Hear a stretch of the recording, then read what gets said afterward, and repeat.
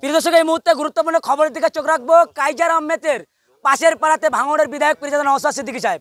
কারণ জানেন, সেই কাইজার আহমেদ বলেছিলেন ভাঙড় বিধানসভাতে নওশাদ সিদ্দিকী সাহেবের চেয়ার ফেলা বা চা খাওয়ার মতন জায়গা থাকবে না এই ভাঙড় বিধানসভাতে। আর জানেন, 26 সালে আর মাত্র কয়েকটা মাস বাকি বিধানসভা ভোট হতে।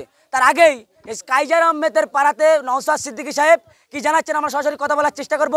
এবং সেই কাইজার আহমেদকে এখনই তৃণমূল দলে বা টিএমসি দলে তাকে নিচ্ছে না বা তার কোনো পাত্তা নেই, এমনটাই কিন্তু জানা গিয়েছে। বা জানেন, তৃণমূলের বড় নেতা মদন মিত্র তিনি জানিয়ে দিয়েছেন, যেই টাকা দিতে পারবে সেই টিএমসি দলে থাকতে পারবে বা বড় পদ পাবেন। তাহলে কি জানাচ্ছেন ভাঙড়ের বিধায়ক পীরজাদা নওশাদ সিদ্দিকী সাহেব এবং কাইজার আহমেদ কি আইএসএফে আসলে তাকে নেওয়া হবে? কারণ তার পাশের পাড়াতে আজকে নওশাদ সিদ্দিকী সাহেব কি জানাচ্ছেন আমাদের ক্যামেরার মুখোমুখি দেখতে থাকুন বিস্তারিত খবর আইএসএফ বাংলার পর্দায়।